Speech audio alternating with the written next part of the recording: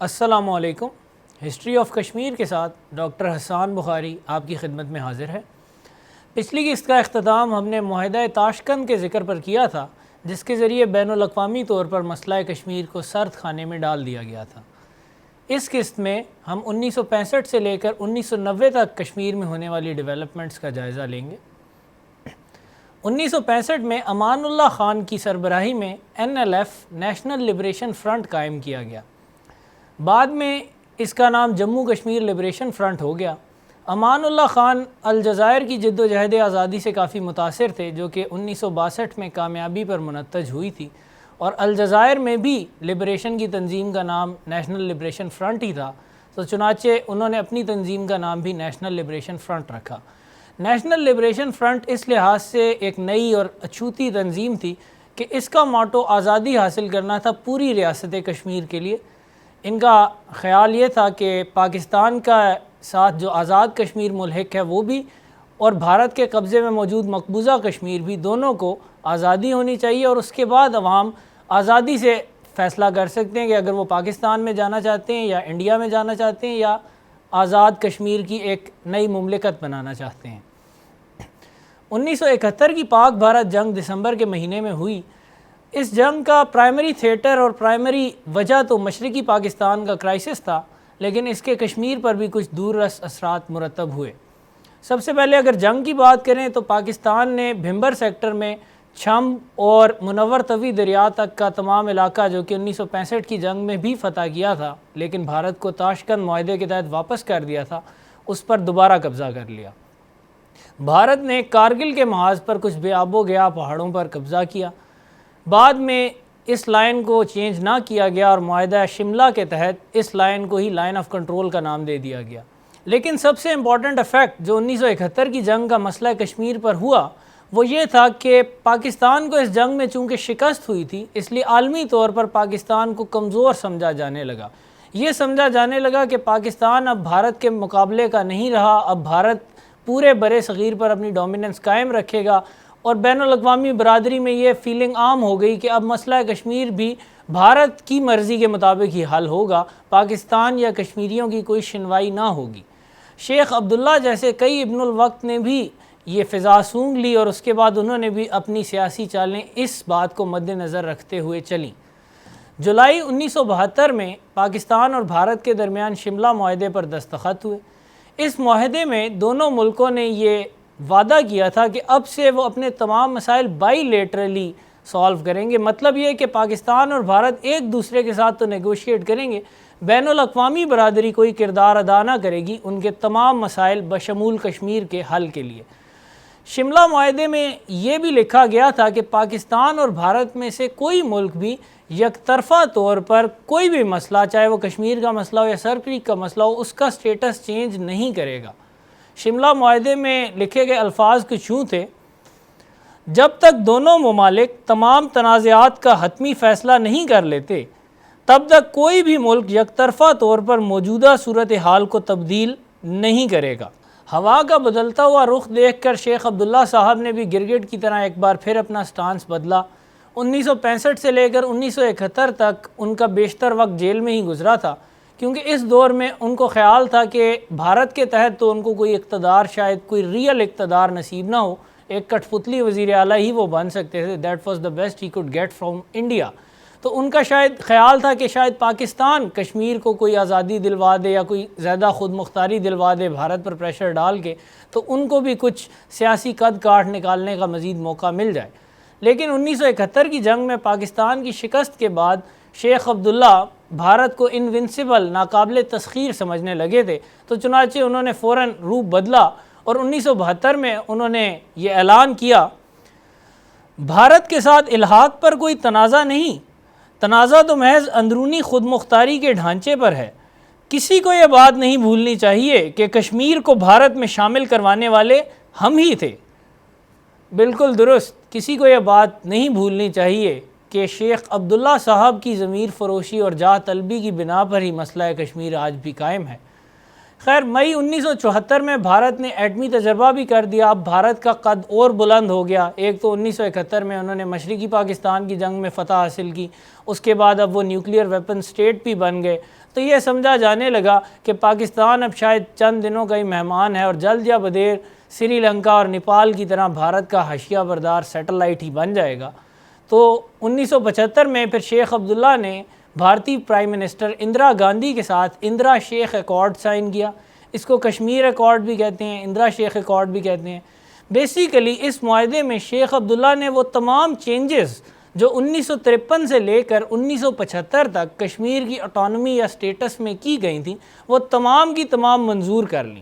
حالانکہ 1971 تک وہ ان لوگوں کو جنہوں نے ان چینجز کو قبول کیا تھا اور ان کے زیر اثر عہدے بھی قبول کیے تھے جیسے بخشی غلام محمد وغیرہ، ان کو کشمیر کاز کا غدار کہتے رہے تھے، لیکن اب انہوں نے خود یہ سارا کچھ مان لیا اور بدلے میں ان کو وزیر اعلیٰ کشمیر کی کرسی ملی۔ مئی 1977 میں امان اللہ خان صاحب نے اپنی تنظیم نیشنل لبریشن فرنٹ کو جموں کشمیر لبریشن فرنٹ کا نام دیا اور اس کی سرگرمیاں انہوں نے یونائٹڈ کنگڈم سے جاری کرنی شروع کر دیں۔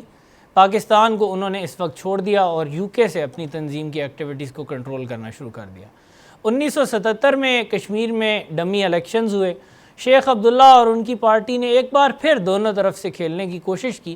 ایک طرف تو وہ بھارت سے وفاداری کے دعوے کر چکے تھے اندرا شیخ ایکارڈ میں بھی اور الیکشن کے دوران بھی کرتے رہے، دوسری طرف ان کے ہی یار غار مرزا افضل بیگ پاکستان کا نام لے کر ووٹ اکٹھے کرتے رہے۔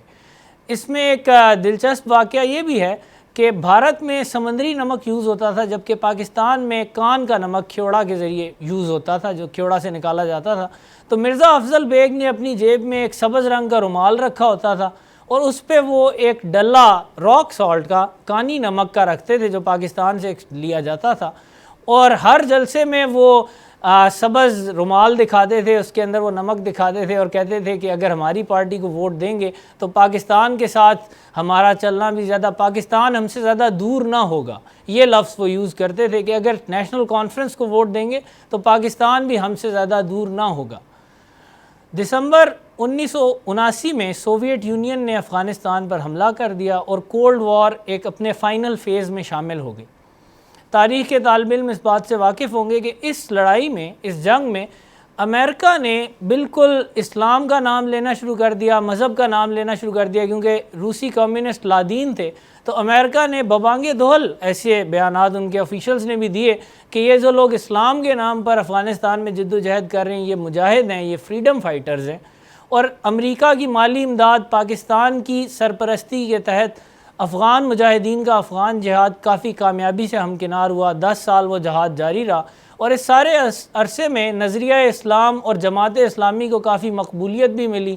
کشمیر میں بھی بہت سارے لوگ افغان جہاد سے بہت متاثر ہوئے اور انہوں نے یہ سوچنا شروع کیا کہ شاید آزادی حاصل کرنے کا واحد طریقہ یہی ہے کہ وہ افغان مجاہدین کی طرح ڈٹ جائیں اور جنگ کے ذریعے اپنا مقصد حاصل کریں۔ 8 ستمبر 1982 کو شیخ عبداللہ کا انتقال ہو گیا اور ان کے بیٹے فاروق عبداللہ نے انہیں ریپلیس کیا۔ جیسے کہ برِ صغیر کی اکثر سیاسی پارٹیوں میں موروثی سیاست کا راج رہا ہے، شیخ عبداللہ نے بھی اس ریت کو قائم رکھا اور اپنے بیٹے فاروق عبداللہ کو نیشنل کانفرنس کی صدارت کے منصب پر فائز کیا اپنی وفات سے 6 ماہ پہلے۔ 8 ستمبر 1982 کو وفات پا گئے۔ سردار عبدالقیوم خان جو کہ آزادی کشمیر کے مجاہد اول کہے جاتے ہیں، انہوں نے شیخ عبداللہ کو ان الفاظ میں ان کی وفات کے بعد یاد کیا: وہ بھارتی کانگریس پارٹی کا پالا ہوا غدار تھا۔ بالکل سیدھا سادہ سچ انہوں نے میرے خیال میں شیخ عبداللہ صاحب کے بارے میں بولا۔ شیخ عبداللہ اقتدار کی راہ میں جیے اور اقتدار کی راہ میں مرے۔ وہ کشمیر پر بلا شرکت غیر حکمرانی کرنا چاہتے تھے، مگر ناکامی سامنے دیکھ کر انہوں نے بھارت ماتا کے چرنوں میں عافیت ڈھونڈی۔ کشمیر کا کٹھ پتلی وزیر اعظم بننے سے ان کی انا اور جاہ طلبی کا برتن بھر نہ سکا تو انہوں نے کشمیری خود مختاری کا راگ الاپنا شروع کر دیا۔ یہ بات ان کی بھارت ماتا کو بالکل بھی راس نہ آئی اور دیش بھکتوں نے ان کو جیل کی کوٹھڑی کا مکین بنا دیا۔ 1971 کی جنگ کے بعد شیخ صاحب کو بھارت کے ناقابل تسخیر ہونے کا مغالطہ لاحق ہو گیا اور انہوں نے ایک بار پھر دال روٹی اور کرسی کے عوض بھارت ماتا کے قدم بوسی کر ڈالی۔ 50 سال پر محیط قلعہ بازیوں اور چکر بازیوں سے بھرپور سیاسی کیریئر کی قیمت کشمیری عوام نے لہو، آہوں اور سسکیوں میں ادا کی۔ جو زنجیر شیخ عبداللہ کی بدولت بھارت کشمیریوں کے گلے میں ڈالنے میں کامیاب ہوا وہ روز بروز تنگ ہوتی جا رہی ہے۔ تاریخ شیخ عبداللہ کا یہ جرم کبھی معاف نہ کرے گی۔ ان کا نام بھی اس شعر میں شامل کیا جا سکتا ہے: جعفر از بنگال و صادق از دکن، ننگے آدم ننگے دین ننگے وطن۔ 13 اپریل 1984 کو بھارت نے پاکستان کے ساتھ اپنی ارریشنل نفرت کا ایک اور ثبوت دیا اور سیاچن کے برفزار میں اپنی فوجیں داخل کر دیں۔ یہ ایک ایسا علاقہ ہے جہاں پر بقول جنرل ضیاء الحق کے گھاس کی ایک پتی بھی نہیں اگتی، لیکن بھارت نے اس علاقے پر بھی جارحیت کرنے سے وہ نہ چوکا، جس کے نتیجے میں سیاچن کا مسئلہ سٹارٹ ہوا، جو کہ آج بھی دونوں ممالک اپنے کئی ہزار فوجی سیاچن گلیشیئر پر رکھے ہوئے ہیں۔ اکثر کیجویلٹیز ادھر سردی کی وجہ سے اور فراسٹ بائٹ کی وجہ سے ہوئی ہیں۔ کسی ملک کو اس گلیشیئر سے نہ ہی کوئی اسٹریٹجک فائدہ مل رہا ہے اور نہ ہی کوئی اور فائدہ کم از کم میری سمجھ میں آیا جو بھارت کو سیاچن گلیشیئر پر اپنا قبضہ کرنے سے ملا ہو، سوائے اس کے کہ ان کا بھی military expenditure billions of dollars میں جا چکا ہے اور پاکستان کا بھی، اور شاید وہ یہ سمجھتے ہیں کہ اگر وہ پاکستان کے 1 روپے کے مقابلے میں 2 روپے بھی خرچ کر دیں تو سودا نقصان کا نہیں رہا، کیونکہ ان کی معیشت پاکستان سے 5 گنا بڑی ہے۔ جون 1984 میں بھارتی گورنمنٹ اور اندرا گاندھی نے اپنی فاشسٹ ذہنیت کا ایک اور ثبوت دیا اور آپریشن بلو سٹار کے ذریعے سکھوں کے مقدس مقام گولڈن ٹیمپل پر حملہ آور ہو گئے۔ اس دفعہ ان کی تلوار مسلمانوں کی بجائے سکھوں پر بے نیام ہوئی، ہزاروں سکھ گولڈن ٹیمپل میں قتل کیے گئے۔ اس واقعے کے بعد سکھوں کی بھی بھارت کے خلاف بے چینی اور کچھ سکھوں میں بھارت کے خلاف نفرت بھی پیدا ہوئی، اور اس واقعے کے بعد سے کشمیر کاز کے ساتھ کچھ سکھوں نے، خاص طور پر وہ سکھ جو UK اور کینیڈا میں موجود ہیں، انہوں نے کشمیر کاز کے ساتھ اپنی یکجہتی کا اظہار کرنا شروع کر دیا، کیونکہ ان کو بھی اندازہ ہو گیا کہ بھارت کے خون آشام ہاتھ ان کو بھی نہیں بخشیں گے۔ بھارت ماتا کے برہمن کسی اور اقلیت مسلمان، عیسائی یا سکھ کو برداشت کرنا تو درکنار، اپنے ہندو مت کی لوور کاسٹ دلت لوگوں کو بھی برداشت کرنے پر آمادہ نہیں، اور یہ حقیقت سکھوں پر جون 1984 میں آپریشن بلو سٹار کے بعد آشکار ہوئی۔ آپریشن بلو سٹار کے نتیجے میں پورے بھارت میں سیاسی تناؤ کافی بڑھ گیا تھا، اور اس سلسلے میں فاروق عبداللہ نے کچھ بہادری دکھانے کی کوشش کی، شاید یہ کہا جا سکتا ہے۔ ان کے والد تو پوری طرح بھارت اور اندرا گاندھی کے ڈائریکٹیو فالو کر رہے تھے، لیکن فاروق عبداللہ نے کچھ بقول شخص پر نکالنے شروع کیے۔ انہوں نے کچھ سیاسی موومنٹ شروع کی اندرا گاندھی کی گورنمنٹ کے خلاف لبرلزم کے نام پر، جس کے نتیجے میں انہیں فوراً 2 جولائی 1984 کو گورنمنٹ سے سبکدوش کر دیا گیا۔ اس کے علاوہ فاروق عبداللہ کا ایک بہت بڑا جرم یہ بھی تھا کہ اندرا گاندھی نے انہیں آرڈر دیا تھا کہ وہ کانگریس کے ساتھ اتحاد میں الیکشن لڑیں۔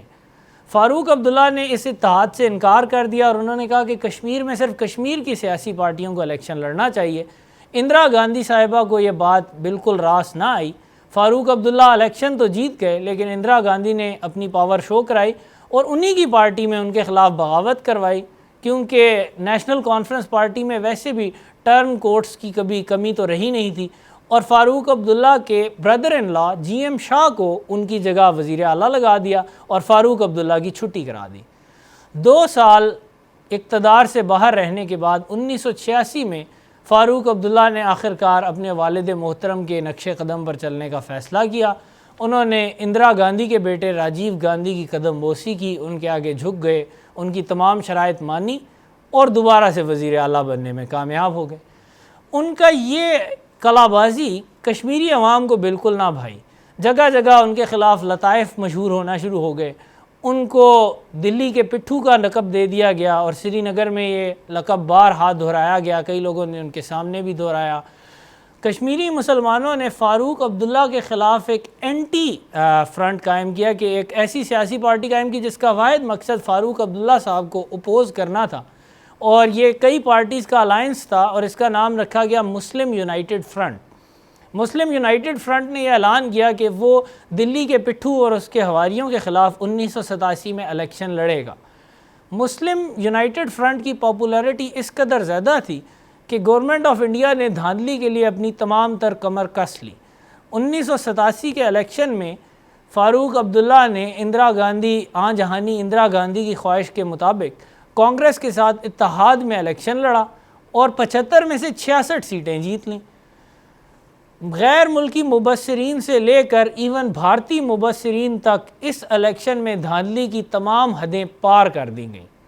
الیکشن سے پہلے مسلم یونائٹڈ فرنٹ کے تقریباً تمام ورکرز اور لیڈرز کو جیلز میں ڈال دیا گیا۔ پورے کشمیر میں ان کو اپنی الیکشن کیمپین پراپرلی رن کرنے ہی نہیں دی گئی۔ پری پول ریگنگ کی اس سے بڑی مثال برِ صغیر کی تاریخ میں شاید ہی ملے۔ اس کے بعد پولنگ میں بھی بہت ریگنگ ہوئی۔ فاروق عبداللہ صاحب نے خود یہ بات میں مانا کہ مسلم یونائٹڈ فرنٹ کو ڈبل سیٹس مل جاتی اگر وہ ریگنگ نہ کرتے۔ خیر اس سب کے باوجود مسلم یونائٹڈ فرنٹ کو 31% ووٹس ملے۔ اتنی ریگنگ کے باوجود بھی، تمام لیڈرز کے جیل میں موجود ہونے کے باوجود بھی، اور پولنگ میں ریگنگ کی اگر بات کریں تو ایک واقعہ آپ کے ساتھ شیئر کروں گا کہ سید محمد یوسف شاہ الیکشن لڑنے کے لیے کھڑے ہوئے سری نگر کے ایک حلقے سے۔ سید محمد یوسف شاہ کے ووٹ اتنے زیادہ تھے، ابتدائی کاؤنٹنگ میں ہی ان کی اتنی لیڈ ہو گئی تھی کہ ان کا نیشنل کانفرنس اپوننٹ ڈیجیکٹڈ ہو کر گھر چلا گیا۔ اس کے بعد بھارتی گورنمنٹ کے کارندوں نے فوراً سید محمد یوسف شاہ اور ان کے تمام پولنگ ایجنٹس کو انکارسریٹ کر لیا، ان کو گرفتار کر لیا، اور شام کو اعلان کیا گیا کہ سید محمد یوسف شاہ ہار گئے ہیں اور ان کے اپوننٹ جیت گئے ہیں۔ یہ وہی سید محمد یوسف شاہ ہیں جن کو آج دنیا سید صلاح الدین کے نام سے جانتی ہے اور جو حزب المجاہدین کے ایک کمانڈر ہیں۔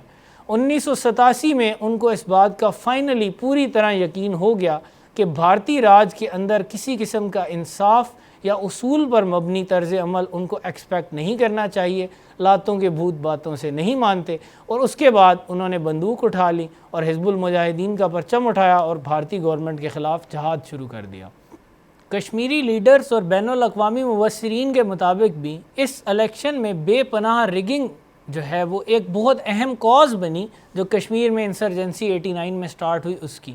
کشمیر کی انسرجنسی کو اس الیکشن نے مہمیز دی کہ اس الیکشن نے ہر شخص کے آگے یہ چیز کلیئر کر دی کہ کوئی جسٹس یا فیئر پلے بھارتی حکومت کے تحت کشمیریوں کو نہیں مل سکتا، اور اس کے بعد انہوں نے وہ واحد راستہ چنا جو ان کے سامنے رہ گیا تھا۔ انہوں نے جنگ کا راستہ چنا، انہوں نے بندوق کا راستہ چنا، کیونکہ 40 سال بعد فائنلی ہر ایک کو اس بات کا یقین ہو گیا کہ بھارتی گورنمنٹ ان کے ساتھ ہمیشہ ایسے ہی بے ایمانی اور جبر کا سلوک کرتی رہے گی۔ 14 اگست 1988 کو پاکستان کا انڈیپینڈنس ڈے اس قدر جوش و خروش سے سری نگر اور وادی کشمیر میں منایا گیا کہ بھارتی حکومت بھی حواس باختہ ہو گئی۔ اس میں ایک خاص بات یہ بھی تھی کہ کسی لیڈر نے یا کسی نے بھی پبلک کال نہیں دی تھی، عوام کو یہ بتایا بھی نہیں گیا تھا کہ انہوں نے اس انڈیپینڈنس ڈے کو اس طرح سیلیبریٹ کرنا ہے، لیکن عوام نے خود ہی جوش و جذبے کا اظہار کیا، سپونٹینیس مظاہرے ہوئے جس میں لاکھوں لوگوں نے شرکت کی، اور اگلے ہی دن 15 اگست کو بھارت کا یوم آزادی یوم سیاہ کے طور پر منایا گیا اور کمپلیٹ ہڑتال ہوئی۔ 17 اگست 1988 کو پاکستان کے صدر محمد ضیاء الحق ایک پلین کریش میں انتقال کر گئے۔ ان کی وفات پر بھی کشمیر میں بہت زیادہ جلوس نکلے، ان کے حق میں ان کی غائبانہ نماز جنازہ بھی ادا کی گئی، ہر طرف اینٹی انڈیا سلوگنز ریزڈ کیے گئے، ہندوستان مرد آباد کے نعرے لگائے گئے۔ بھارتی حکومت نے وہی کام کیا جو کہ ان کو آتا تھا اور جس کے لیے وہ وہاں بیٹھے ہوئے تھے۔ انہوں نے پرامن مظاہرین پر فائر کھول دیا، 9 لوگ شہید ہوئے، 13 لوگ زخمی ہوئے، اور اس طرح انہوں نے ایک بار پھر کشمیری عوام کی آواز کا گلا گھونٹا۔ 1988 تک بھارتی گورنمنٹ کو اس بات کا یقین ہو چلا تھا کہ اب کشمیری ان کے خلاف تلوار اٹھائیں گے، تو انہوں نے پہلے سے ہی پیش بندی شروع کر دی اور اقوام عالم کے سامنے اپنے جھوٹ تیار کرنے شروع کر دیے، جس میں ایک بڑا مشہور جھوٹ جو کہ وکٹوریہ شوفیلڈ صاحبہ نے اپنی کتاب میں لکھا ہے وہ یہ ہے کہ کے سبرامنیم جو کہ انڈیا کے ایک ٹاپ ڈیفنس اینالسٹ تھے، انہوں نے کہا کہ پاکستان ISI نے ایک آپریشن ٹوپاک پلان کیا ہے جس کے ذریعے کشمیر میں گوریلا وارفیئر سٹارٹ کیا جائے گا۔ پاکستان نے اس بات کو جھوٹ قرار دیا، اس بات کو مسترد کر دیا اور اس بات کو ثبوتوں کے ساتھ عالمی کمیونٹی کے سامنے بھی پیش کیا کہ یہ آپریشن ٹوپاک صرف را کا گھڑا ہوا ایک سفید جھوٹ تھا۔ بعد میں سبرامنیم صاحب نے خود بھی اس فیکٹ کو ایکنالج کیا کہ جی ہاں آپریشن ٹوپاک نامی کوئی چیز نہ تھی، اور ہم نے یہ جھوٹ اسی لیے بولا تھا کیونکہ ہمیں اس بات کا اندازہ تھا کہ آگے کشمیر میں جد و جہد آزادی کا مسلح جد و جہد آزادی کا آغاز ہونے والا ہے۔ 1999 میں فائنلی تنگ آمد بجنگ آمد، کشمیر میں فریڈم فائٹ سٹارٹ ہو گئی، جنگ شروع ہو گئی، انسرجنسی شروع ہو گئی۔ JKLF Jammu Kashmir liberation front اور حزب المجاہدین میجر گروپس تھے جن کی قیادت میں یہ انسرجنسی سٹارٹ ہوئی۔ 8 دسمبر 1999 کو جموں کشمیر لبریشن فرنٹ کے اہلکاروں نے ڈاکٹر ربیہ سعید کو کڈنیپ کر لیا۔ ڈاکٹر ربیہ سعید مفتی محمد سعید کی صاحبزادی تھیں، جو کہ ایک کشمیری لیڈر تھے، انڈیا کے ہندو نواز کشمیری لیڈر تھے، اور اسی وجہ سے ان کو بھارت کی فیڈرل کیبنٹ میں ہوم منسٹر کی کرسی اس وقت ملی ہوئی تھی۔ تو JKLF والے اپنے 5 ممبران کو رہا کروانا چاہتے تھے۔ انہوں نے ڈاکٹر ربیہ سعید کو اغوا کیا، اس کے بعد نیگوشیٹ کیا۔ بھارتی گورنمنٹ نے ڈاکٹر ربیہ سعید کے بدلے 5 JKLF ممبران کو رہا کر دیا۔ اس انسیڈنٹ نے بھارت میں بڑی نیگیٹو پبلسٹی کو جنم دیا۔ اخباروں میں یہ کہا گیا کہ حکومت نے دہشت گردوں کے آگے ہتھیار ڈال دیے ہیں، جبکہ JKLF کا نام پوری دنیا میں مشہور ہوا ایک بہادر گروپ کی حیثیت سے کہ انہوں نے بھارتی گورنمنٹ کو نہ صرف چیلنج کیا بلکہ اپنے 5 ممبران لیڈرز بھی رہا کروا لیے ہیں۔ بھارت نے JKLF اور حزب المجاہدین کی ایکٹیویٹیز کا رسپانس ایک ہندو ہارڈ لائنر، ایک انتہا پسند ہندو جگ موہن ملہوترا کو کشمیر کا گورنر بنا کر دیا۔ جگ موہن ملہوترا کے گورنر بنتے ہی فاروق عبداللہ نے اپنی کٹ پتلی وزیر اعلیٰ کی پوسٹ سے استعفیٰ دے دیا، اور انہوں نے کہا کہ میں کسی ایسے شخص کے ساتھ تعاون نہیں کر سکتا جو مسلمانوں سے شدید نفرت کرتا ہے۔ عجیب سی بات ہے، کیونکہ جگ موہن ملہوترا 1984 سے لے کر 1999 تک بھی گورنر رہے تھے، اور فاروق عبداللہ بھی اس عرصے میں 3 سال وزیر اعلیٰ رہے تھے، لیکن شاید اس وقت انہیں مسلمانوں کا خیال کیسے آ گیا؟ غالباً وجہ یہ تھی کہ اس وقت ان کی پاپولیرٹی اپنے لوئسٹ ایب پر پہنچ چکی تھی۔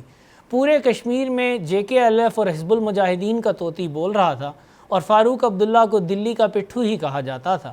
تو انہوں نے سوچا کہ اس وقت یہ ایک سیاسی چال چلتے ہیں، کچھ بیوقوف بنانے کی کوشش کرتے ہیں عوام کو بھی کہ میں بڑا خیر خواہ ہوں اور میں نے دیکھی اپنی کٹ پتلی وزیر اعلیٰ کی سیٹ بھی چھوڑ دی ہے۔ خیر ان کو کوئی زیادہ اس کا پاپولیرٹی میں فائدہ تو نہ ہوا، لیکن ان کی اسمبلی کام کرتی رہی۔ خود انہوں نے استعفیٰ دے دیا، لیکن ان کی اسمبلی، ان کی پارٹی اسی جگ موہن ملہوترا کے انڈر کام بھی کرتی رہی۔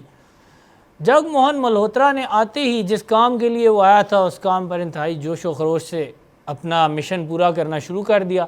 20 جنوری 1990 کو گواکا دل کے پل پر ایک میسیکر کیا گیا، ایک قتل عام کیا گیا۔ 100 سے 300 کشمیری اس قتل عام میں شہید ہوئے۔ یہ لوگ پروٹیسٹ کرنے اس پل پر آئے تھے کہ اچانک پل کے دونوں طرف کے بھاگ بھی نہ سکیں، دونوں طرف بھارتی فوج کے اہلکار آئے اور انہوں نے بغیر کسی وارننگ کے فائر کھول دیا۔ لوئسٹ ایسٹیمیٹ 100 اور ہائیسٹ ایسٹیمیٹ 290 میں جاتا ہے جو بتایا جاتا ہے۔ کئی لوگوں نے پل سے چھلانگ لگا دی اور دریا میں ڈوب کر شہید ہوئے، کئی لوگ گولیوں کا نشانہ بنے۔ بہرحال جگ موہن ملہوترا نے آتے ہی اپنے رنگ ڈھنگ شو کرا دیے کہ وہ کشمیر میں کس قسم کی گورنمنٹ کرنے آیا ہے، اور اس انسیڈنٹ کے بعد ہی کشمیر میں فارن میڈیا کو مکمل طور پر بین کر دیا گیا۔ کسی بھی فارنر کا کشمیر کی، انڈیا کی مقبوضہ کشمیر کی اسٹیٹ میں داخلہ ممنوع کر دیا گیا۔ انٹرسٹنگ بات یہ کہ ان 300 بندوں کے قتل عام کی کوئی انکوائری کبھی نہیں کی گئی، آج تک نہیں کی گئی، یعنی کہ ان کا خون نہ تھا، پانی تھا، ان کو بھیڑ بکریوں کی طرح ذبح کر دیا گیا، اور ایون ایک شیم انکوائری کرنے کی زحمت بھی بھارتی گورنمنٹ نے گوارا نہ کی۔ صحیح معنوں میں CPRF central police reserve force جس نے یہ قتل عام کیا تھا، اس کے لیے میرے ذہن میں ایک ہی کمپیریزن سامنے میں آتا ہے، اور وہ ہے ہٹلر کی SS۔ ہٹلر کی SS نے ایسی حرکات و سکنات تو یورپ کے طول و عرض میں کی تھیں، اس کے علاوہ کوئی بھی مثال اس قسم کے غیر انسانی طرز عمل کی ڈھونڈنا کافی مشکل ہوگا۔ 19 فروری 1990 کو جگ موہن ملہوترا نے فاروق عبداللہ صاحب کا جو ڈرامہ تھا کہ اسمبلی قائم تھی اور خود انہوں نے استعفیٰ دیا ہوا تھا، اس کو خود ہی ختم کر دیا اور اسٹیٹ اسمبلی کو ڈسمس کر دیا۔ فاروق عبداللہ صاحب نے اس وقت جگ موہن ملہوترا کے اقتدار کو دہشت گردی کا راج، رین آف ٹیرر قرار دیا۔ خیر یہ باتیں ان کے ذہن میں 1987 کی ریگنگ کے وقت تو نہیں آئی تھیں، پچھلے 3 سالوں میں بھی نہیں آئی تھیں، اب آ گئیں، اور اس پر دیر آیت درست آیت بھی نہیں کہا جا سکتا، کیونکہ ان کے بعد کے طرز عمل نے بھی ثابت کیا کہ ان کا صرف ایک ہی مطمع نظر تھا، وہ تھا صرف کرسی، کرسی اور کرسی۔ اس قسط کو ہم اسی نوٹ پر ختم کرتے ہیں۔ اگلی قسط میں انشاءاللہ ہم 1990 سے لے کر 1999 کی ڈیولپمنٹس ڈسکس کریں گے۔ اب کے لیے ڈاکٹر حسان بخاری کو اجازت دیجیے۔ اللہ حافظ۔